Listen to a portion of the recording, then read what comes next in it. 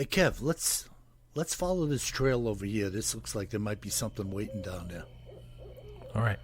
Hey, wait a minute. Do you hear that? Yeah, I thought it was just me. What the heck is that? I don't know what that is. Whoa, do you smell that too? That's unbelievable. Hey, look. What the? Hey, look, those branches are moving over there. What the heck is that? Holy cow, is that what I think it is? Look at that thing. Oh my God. It's a freaking Sasquatch.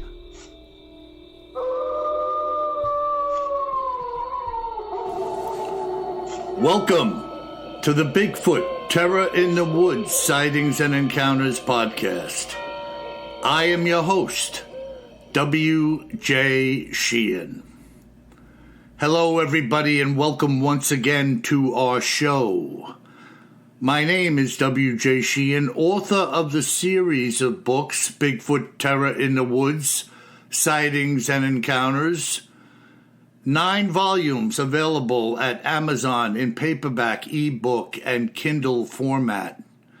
And if you're an audiophile, volumes 1 through 8 are recorded for your listening pleasure at Audible, iTunes, and Amazon as well. And by the way, I just wrapped up recording volume 9, but it's still going to be a little bit with the back and forth between me and my sound engineer before it will actually be there for your listening pleasure. And now, may I introduce you to my brother and co-host, KJ Sheehan. Kev, how are you? I'm doing great. How about you, Bill? Okay, how was Thanksgiving? It was good. It was nice and quiet, as you can tell. I'm a little healthier than I was last time we recorded. Yeah, you got rid of the Rudolph. You got rid of the Rudolph putty nose. Hey, I don't want to wear this. Yeah, that's gone, thankfully. Still a little, not quite myself voice-wise, but definitely 10 times better, which is great. Yeah, it sounds good, and you feel better when you're all cleared up. You know? Oh, yeah. Oh, yeah. Yeah, I had to do the work thing yesterday, and I kind of felt like I was better off doing that. Yeah, I think it's better to be a little busy. Yeah, at this point in time, I didn't want to be settled around a table and, getting into that, oh, woe was me mode, or, I don't know. I just felt it was better for me to be busy. I agree with you 100%, so... Do you have some rain up there today in New York? Just a lot of cloud cover, solid overcast. Okay, we have rain here. Mm-hmm. Woke me up early this morning. The rain on the roof, which is good though. We need some rain here. Yeah, no, it's rain is a blessing, and I always said, don't complain about the rainy days because if you turn the knob on your faucet and nothing comes out. You'll be praying for rain in a hurry. I'll tell you, no kidding. A couple of my friends live down in San Diego, Los Angeles area, and they're like, the reservoirs have like no water in them, which is pretty scary. That is. And what are you going to do about that, my friend? Exactly. So, obviously, Kev, the water supply that was given from, runoff from the mountaintop, snow melt, et cetera, was not meant to supply the amount of people that have moved into the neighborhood. Yeah. You got 2 or 3 different states and millions upon millions of people all trying to divvy up for their lawns, their swimming pools, car washing. None of this stuff was ever to be in play for the water supply. So, no doubt about it. I don't know what the solution's going to be for that, but people got to kind of wake up a little bit. Part of the solution is in some of these really dry places, like Phoenix, Arizona and stuff like that, which they've done a tremendous job there in terms of not trying to convert the desert into a grassland. Yeah. So I think they've started to use what's called gray water, like the runoff from irrigation and stuff like that for other gray water uses, or recycled water or retreated water that's not clean enough for drinking, but use it to water the grass and stuff like that. So I think there have been tremendous improvements, but we still face a tough battle here. Yeah, and just as a side note, and then we'll get into the show.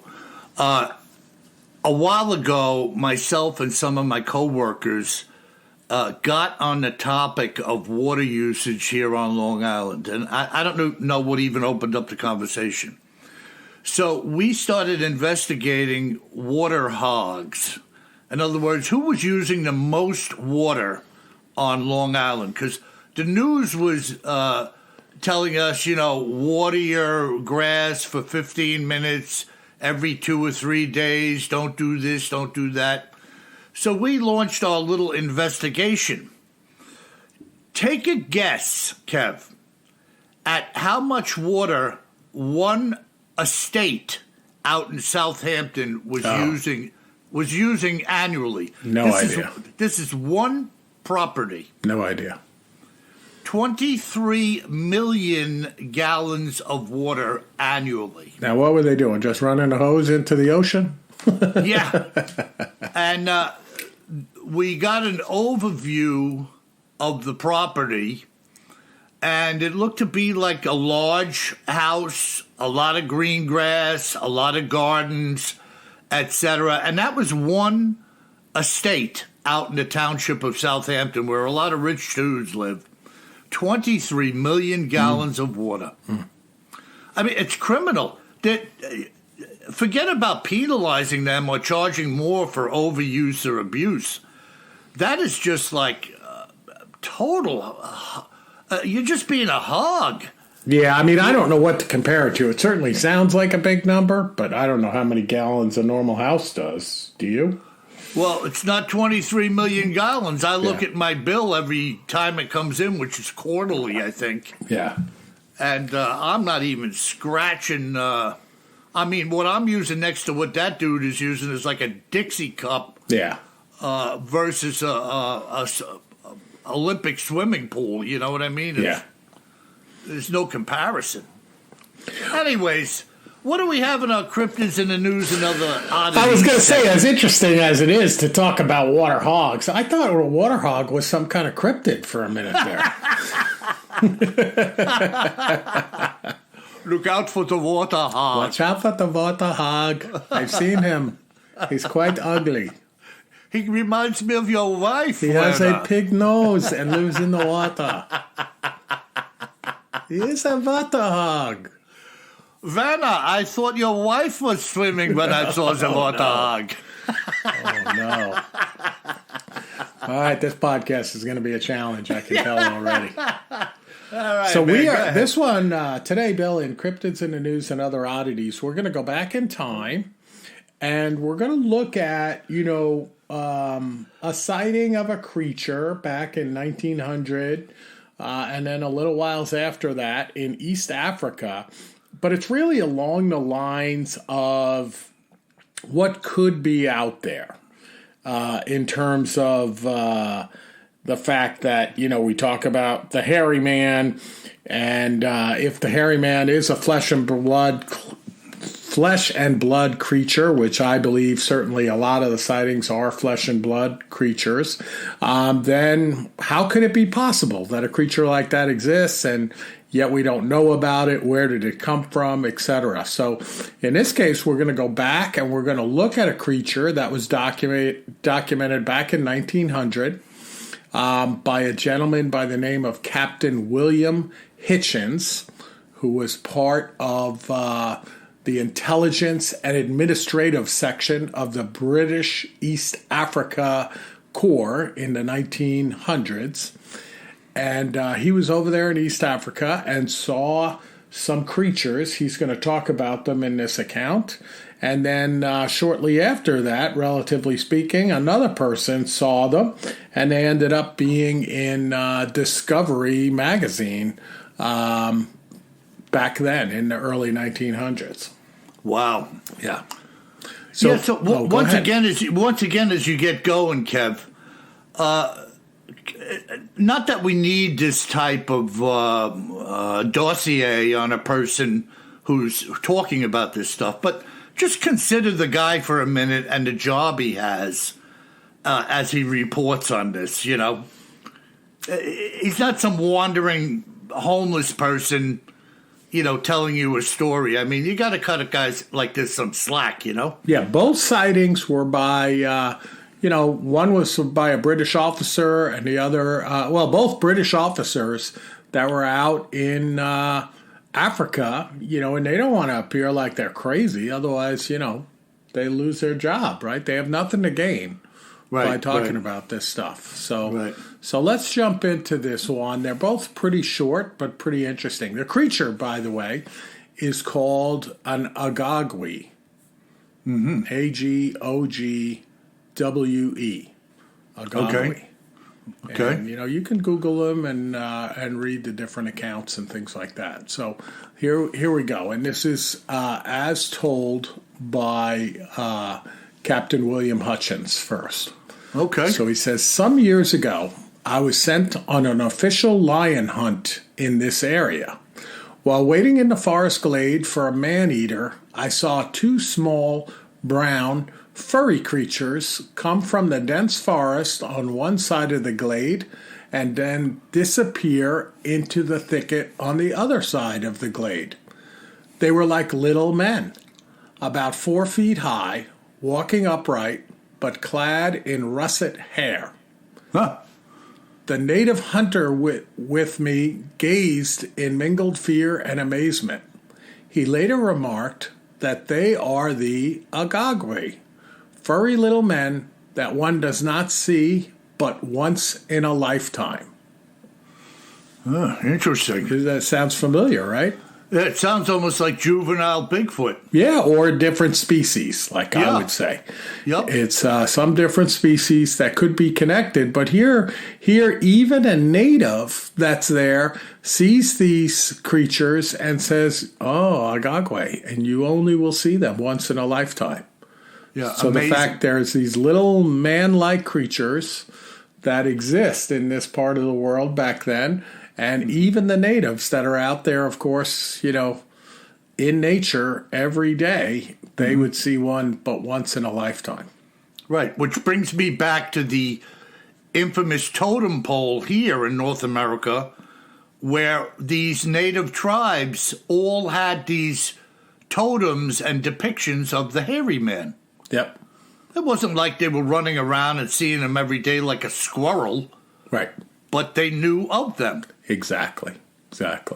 Interesting. So then we go on and we see that, but only 1 year later, British officer, so another British officer, as I said, Cuthbert Burgoyne, publicized an incident that happened in 1927. And this came out in Discovery magazine 11 years after that, in which he supposedly saw the same creatures that Hitchens had seen years before. Huh. And here's the quote from Cuthbert Burgoyne. We were sufficiently near the land to see objects clearly, with a glass of only 12 magnifications. There was a sloping beach with light bush above, upon which several dozen baboons were hunting. They were hunting for and picking up shellfish of crabs. Huh.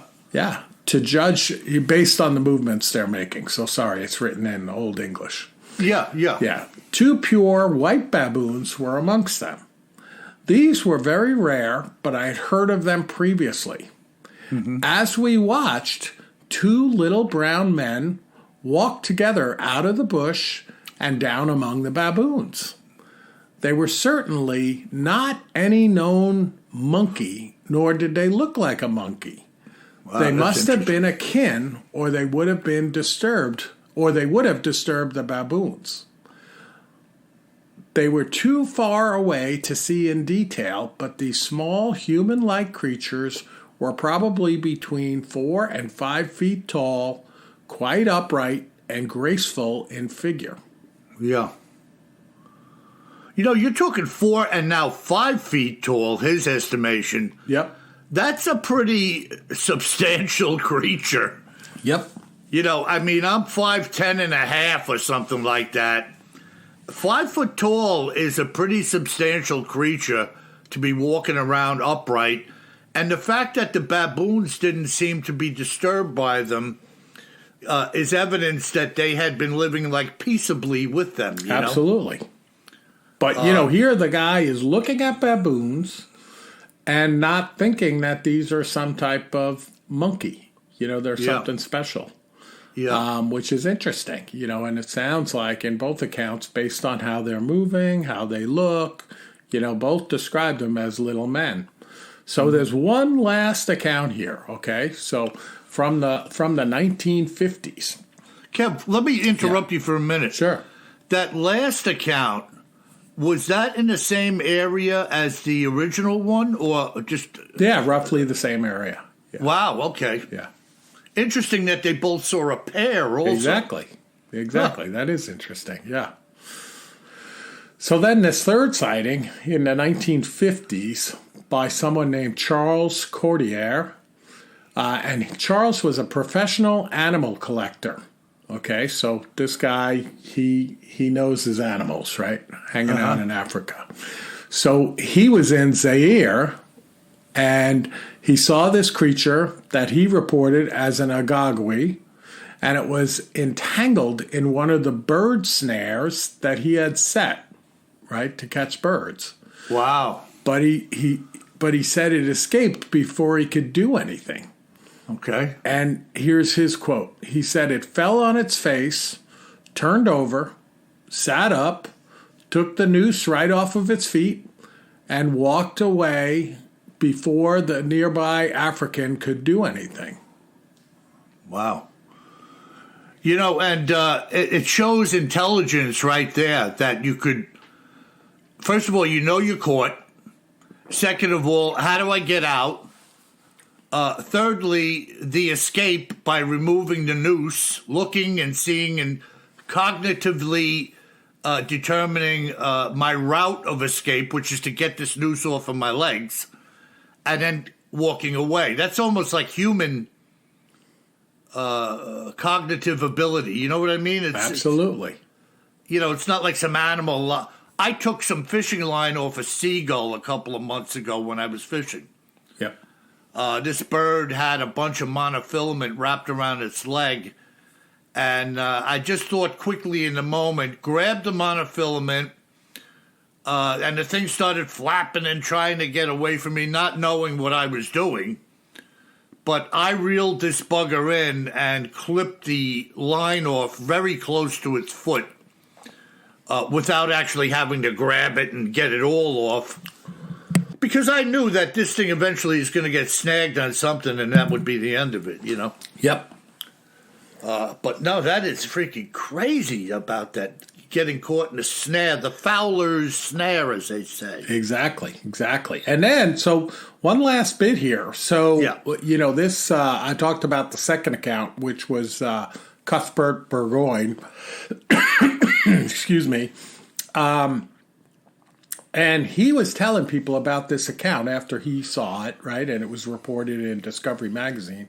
And he said later, excuse me, a friend and big game hunter told me he was in East Africa with his wife and 3 other hunters and saw a mother, father, and child of apparently a similar animal species. Wow. And he said they walked across the far side of a bush clearing, but the natives loudly forbade him to shoot at the creature. That's interesting, huh? Don't shoot. Yeah, so he was going to shoot at it, which leads you to believe, like, they thought of this creature. I mean, I'm jumping across a chasm here, but it sounds like they thought of the creature as some more intelligent form of life that you would not hunt. Right. Something to be respected and not taken down, Exactly. for food. Exactly. So pretty interesting. So this is the Agogwe. And I like these stories, these accounts, because just like the creatures on the bottom of the ocean that we likely do not know about yet, we haven't discovered, the possibility, like I've covered some of the lake monsters, like Champ up in Lake Champlain in Vermont, etc. Lots of them out in western Canada. To me, the likelihood of some creature living under the sea that we haven't identified yet, some ancient creature, or a creature still living that we believe is extinct in the ocean, is very likely. And it's also possible that there is some creature that we don't know about yet, haven't identified fully yet, from a scientific standpoint, that exists in the forests and or jungles around the world. Yeah, listen, what's the stigma about Bigfoot?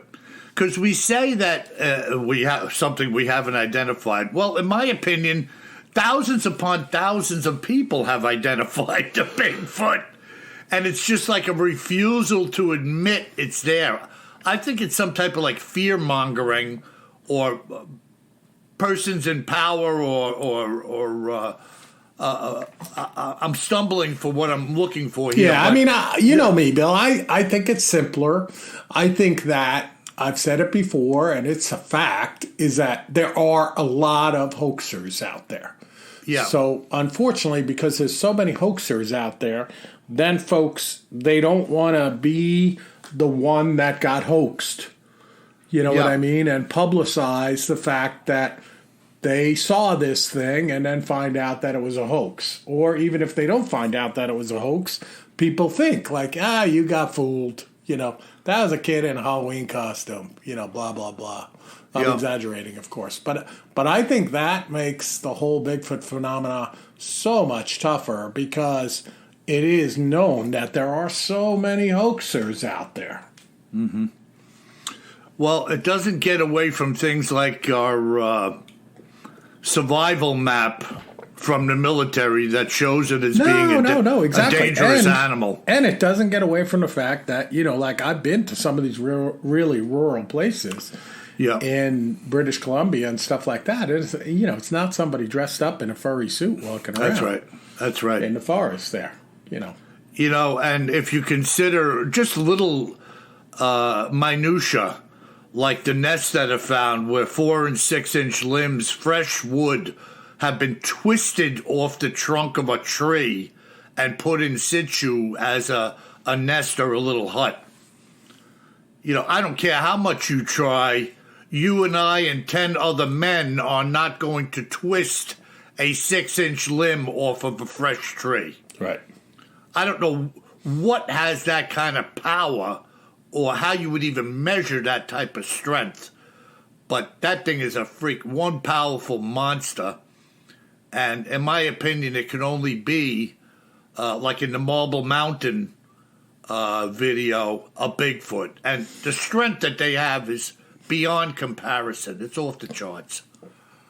Yep, so, no doubt about it. You remember that account that I had a while ago, Kev, that I've been through? We'll do it again sometime. But that guy had installed a clamp, a master lock, and internal lag bolts, carriage bolts through his Frigidaire floor freezer, and it was torn off. Yeah. I mean, I couldn't do that with a steel chisel and a lump hammer. It would probably take me an hour or two just to hack away at everything and get that off. And something grabbed that and wrenched it free and took his venison. Yeah. It wasn't a bear. Wasn't a grizzly bear.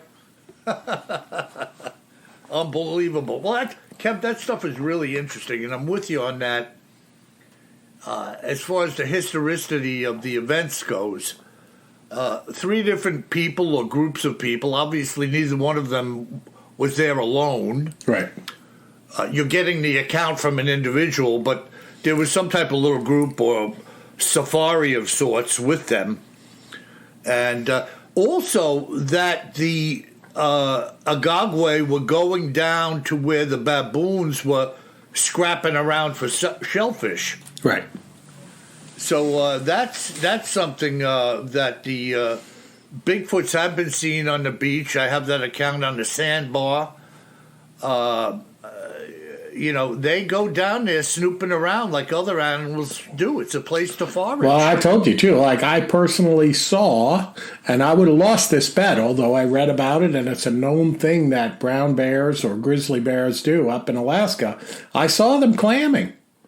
At low tide, they were out there in muck, digging with their huge paws and digging up big clams and breaking them open and eating them. Perfect. It's like the South Shore Oyster Festival. Seafood bar. There you go. That's interesting, Kip. Well, is that a wrap on that Agogwe? That's a wrap on Agogwe. Wow, that's very interesting, man. Excellent work on that. Now, I have a real talk about history. I have a really strange tale here, and let me just jump into it, and everybody will get the gist of it rather quickly. This excerpt was taken reportedly from a traveler's diary that had actually been purchased at an estate sale. It was from the 1800s. And the writer's name is believed to be Reinhard Geffey. In the course of our travels through Oregon, we learned the history of many of the men we met.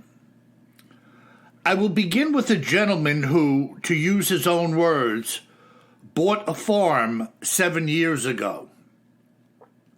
This was because he had found it impossible to both raise and educate a growing family on a salary of $1,000 per year that he earned as a Presbyterian minister.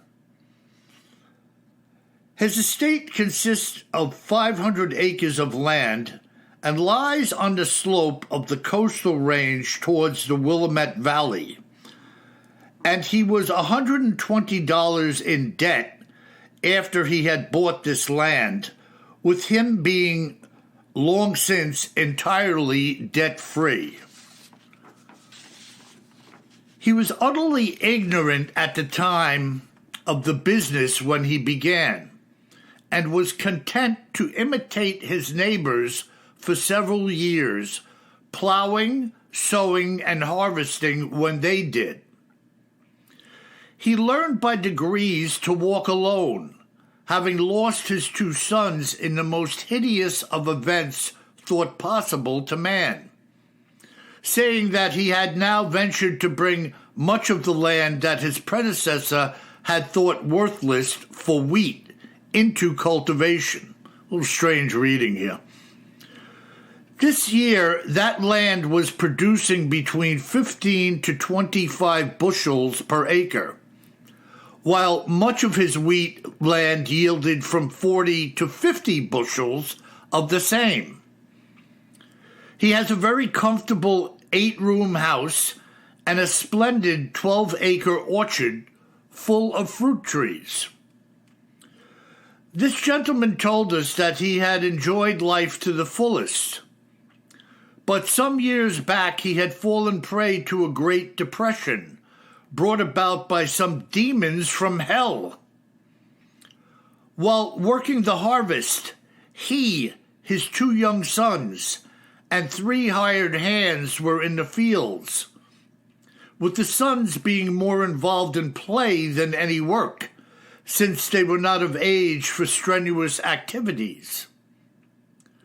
From some distance, one of the hands had sighted 2 of what he described as behemoth, hairy men running from the wood line across the wheat field towards his sons. Once they had reached the ewes and seized upon them, the beasts from hell retreated back to the wood line with the speed of a horse in gallop, carrying the boys, kicking and screaming under their arms. By the time the help reached the gentleman and he had gathered his wits, no small amount of time had passed. The 4 men retrieved a shotgun and several rifles and commenced to follow the trail through the parted wheat into the trees in swift pursuit of these hairy man-beasts. Even after searching for hours, nothing had been seen or heard. A posse of some 25 locals was assembled and headed back into the forest on horseback. And many more men and women joined the search as the days wore on. The trackers came upon a trail of great prints. That's great prints, as in footprints, which led them to a scene of horrific carnage beneath the pines. The ewes were discovered sprawled over the high boughs of a pine many, many miles from the gentleman's farmstead. They seemed to have been torn apart, with many large pieces of their flesh having been seemingly bitten away. The demons had been covered in fur like that of a bear, and were of the greatest stature and girth. They seemed to spirit themselves across the field with the greatest speed and dexterity. The gentleman, a local Presbyterian, laid his only sons to rest with the community by his side. What the heck do you make of that, Kev? Holy cow, we should have had the parental warning at the beginning of that one. Holy smoke. Whoa. Yeah, it's a little confusing, the writing. I did my best with it when I was kind of transcribing it, but he kind of got involved with trying to make a living or making more money, and was originally copying what the other people around him were doing, having no real knowledge of what he was doing. Sure. And then actually started working out pretty well for him for what it reads. But then his 2 sons get dragged off by, he calls them demons from hell, but the description was hairy men. Yeah, I mean, the demons from hell is fitting as well. Yeah. Well, listen, anything that grabs your children away from you and takes them off. Yeah, that's a demon from hell. Yeah. You call it what you will. I don't care what it looks like. Yeah. And they found these 2 boys in the trees. I don't understand that whole in the trees thing, but it seems to come up periodically. I know I have a number of accounts where bodies were found in trees on limbs. I know cats do that, right? I don't even know. Well, I mean, big cats do that. A cougar or a cheetah, a lion. They'll drag something up. A leopard will drag something up into the branches for like safety or to get it off the ground. You know? Okay. But I don't get that whole thing. It's really creepy, man. Yes, sir. Creepy it is, and violent, and geez, like, my God. I mean, you know, back then, right? It was the early 1800s where this journal was written. You see some horrible things, but watching your children get carried off by some huge beast and then finding their dead bodies, like, that's horrible. Yeah, but back then, Kev, aside from this, you could be out there living, and some small gang of marauders. Oh, I know. Yeah, just outgunning you or outmuscling no you. No doubt about it. I don't know how the people did it. Yeah, they could just kill you. If the plague or whatever it was didn't get them, somebody got him. Yeah. And it wasn't a happy ending. Yeah. They could just shoot you dead, rip you off, steal all Yep. your stuff, take your food, take your family. Yep. You know, you don't. There was nothing you could do. You know. No. If you resisted, you were shot dead, and that was the end of that. Exactly. You know. You remember the old scene in Clint Eastwood's High Plains Drifter? Oh, yeah. You know, when he turned the tide on those guys, they said, "That's a nice horse, mister." And then, of course, he had his 244s and his thing, and he pulled them out and started blasting people left and right off of the horses. I love that stuff, man. Yeah, the ultimate in, like the good angel, right? That's what he portrayed. He just kind of come out of nowhere, subdue all the nastiness, and then ride off into the sunset, you know? Oh, yeah. My favorite was the outlaw Josie Wales. Excuse me. That's what I was talking about. What did I say? I said High Plains Drifter? Yeah. Yeah, I was thinking about Outlaw Josie Wales. Josie Wales. When he meets the bounty hunter. Yeah. And he tells him, "Mr. Wales, I'm a bounty hunter." And he says, "Dying ain't no way to make a living, boy."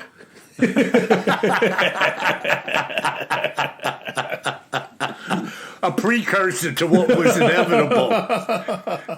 You know, and then every time he said something nasty, we'd go and clam out some water chewing tobacco. I used to like when he spit on the dog. Oh, yeah. Yeah, good stuff. Good stuff, Clint. Yeah. All good. Well, what do we have in our listener mail today? Yeah, we got some good listener mail, Bill, following up on some of the things that we've covered the last couple of weeks. So, first one comes in from Patrick.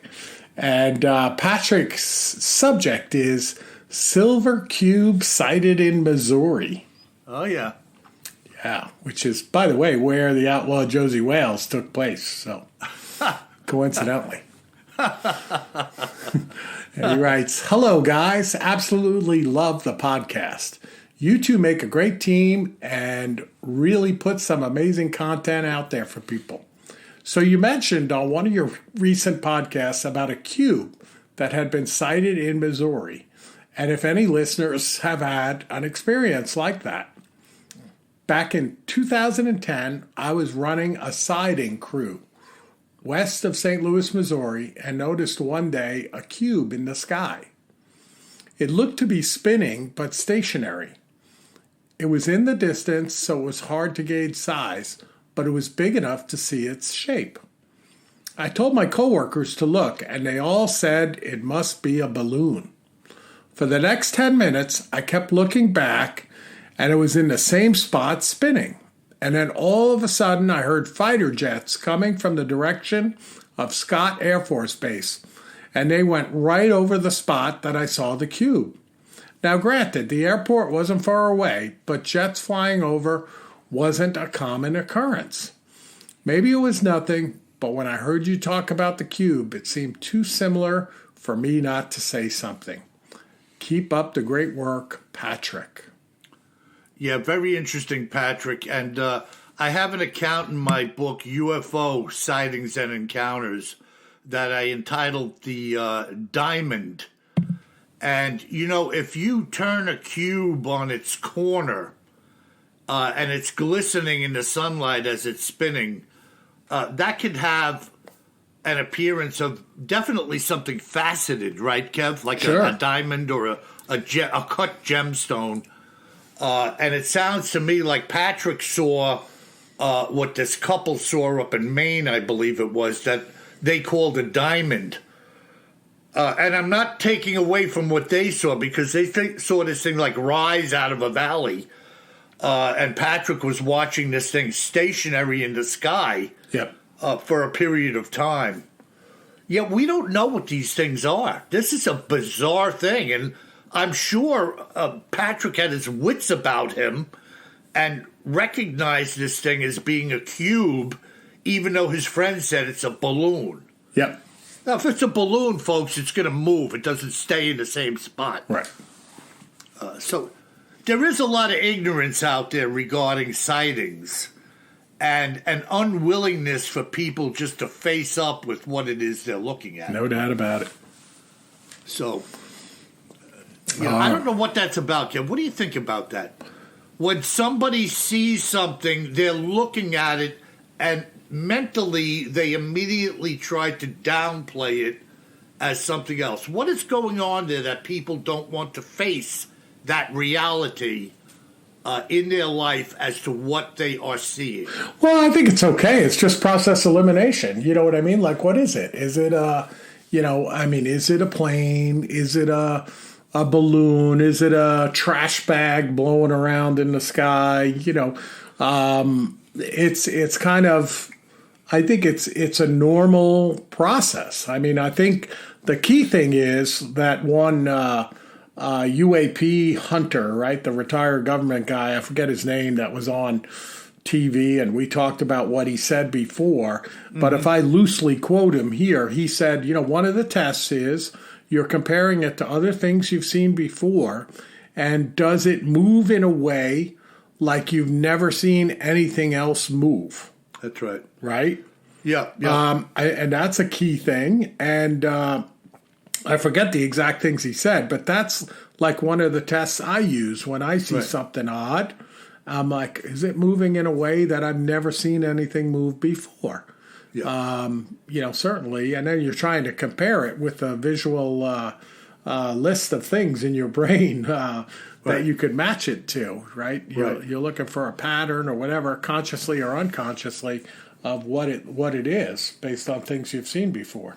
Yeah, and I had used, I think that fellow's name was Alessandro.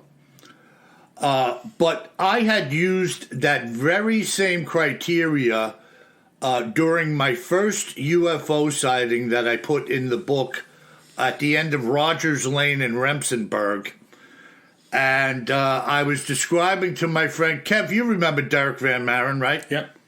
So Derek and I were sitting in my F-150, my Econoline van at the time. And I was describing to him and pointing out to him a satellite. And all of a sudden the satellite stopped. And immediately I said to myself, satellites don't stop.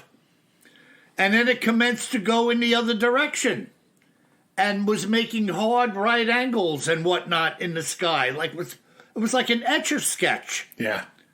And then this thing bolted at an unbelievable rate of speed up to the northeast.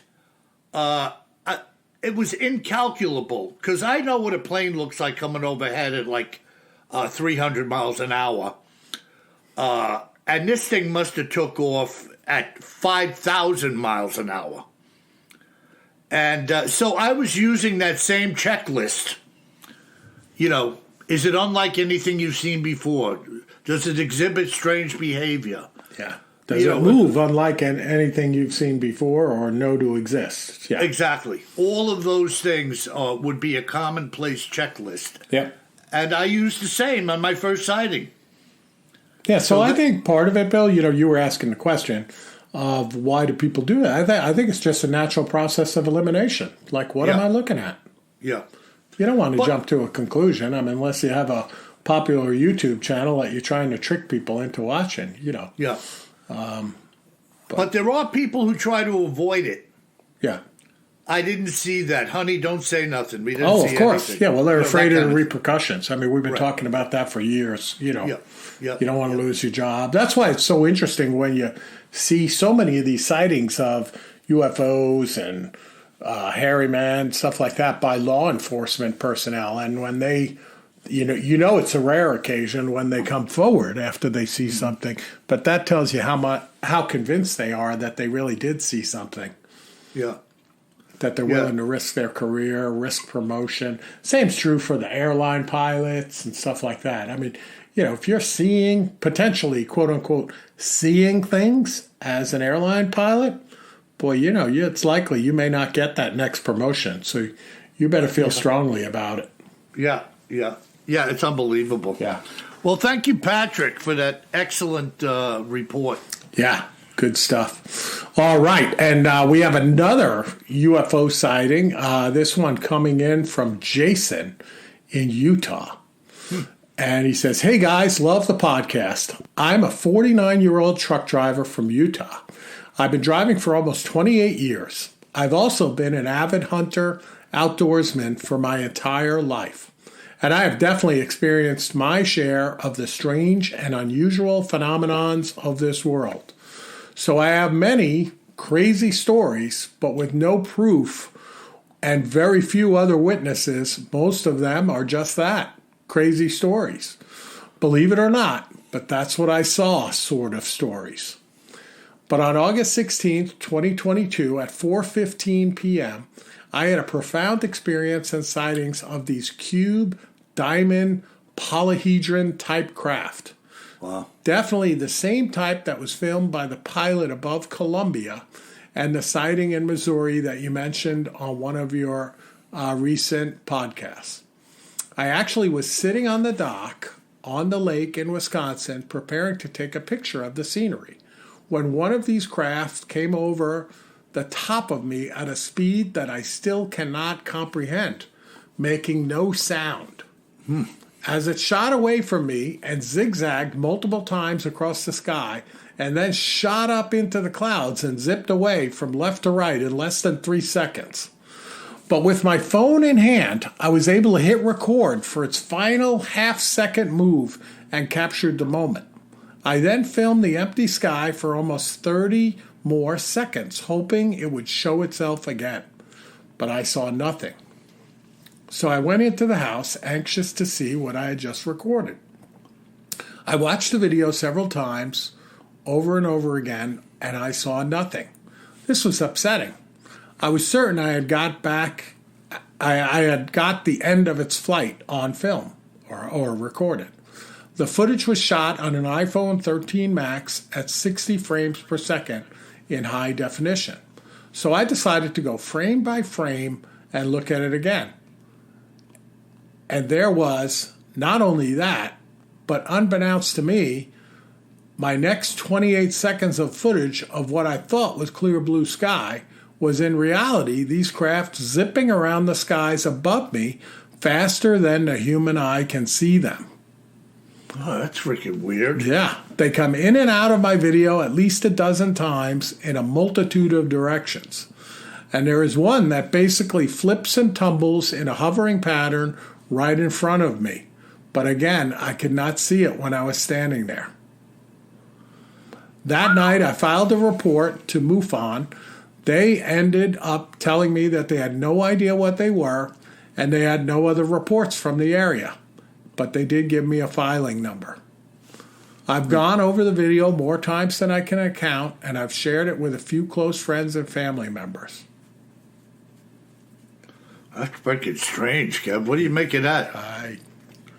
I mean, it's one of those things where, the phone recording at that rate, it could possibly see some things that you don't see if you go through frame by frame.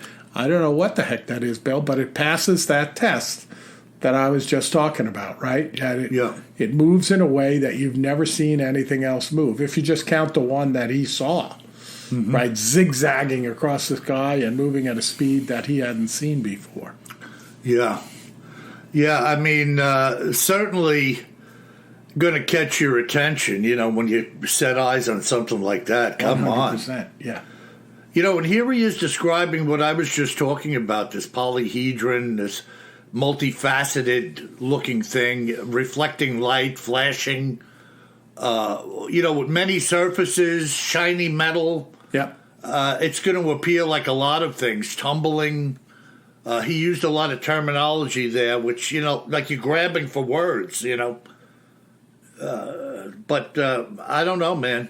These things are out there, and we have no explanation as to what they are or where they came from. Yep. Wow. Very bizarre. Pretty crazy. Yeah. Thank you so much for sharing that, Jason, from Utah with the sighting in Wisconsin. Man.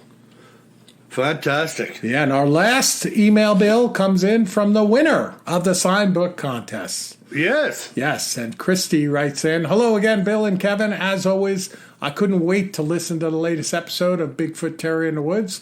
I was overjoyed to hear that I had been chosen as the winner of the sign book. What great news. I am never disappointed when listening to your podcast and feel so lucky to receive the book. Yeah, I mean, Christy, you don't know how lucky you are. He's my brother, and I don't have an autographed copy of the book. And she says, thanks again for just being yourselves and adding so much light to the sometimes pretty dark world. And if you're ever in wild, wonderful West Virginia, please don't hesitate to give me a shout. God bless you both. Christy.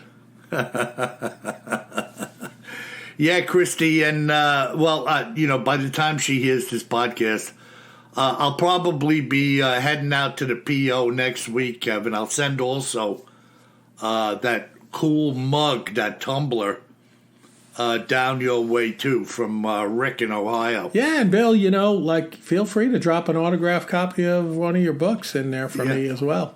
Unfortunately, the box that I've selected for the tumbler is... That's what you said last time. Yeah, at least you're consistent. Yeah, you're going to see, Kev, that it really is... Just fits, yeah. Like a perfect fit for this tumbler. Folks, I'm probably going to get one of those Amazon boxes at my front door that's like 4 feet by 4 foot with a mug inside of it. Yeah, with a pencil in it.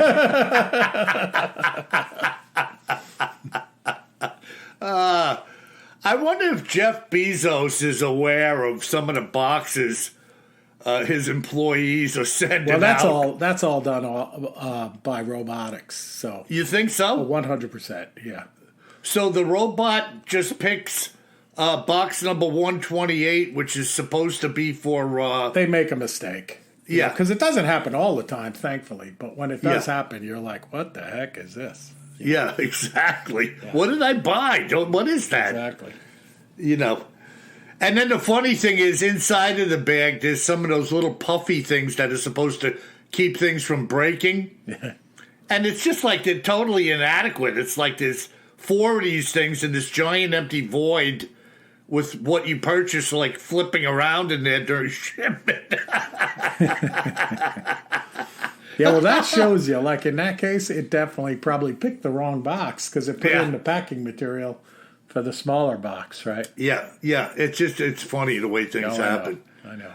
Wow. Okay, Kev. Well, that was interesting, and that Agogwe thing was really cool. Yeah, kind of a good origin story. Yeah, well, I love that stuff. There's some interesting data out there that deserves being brought to the light again and again, by somebody. And, I'm glad we're doing it or you're doing it.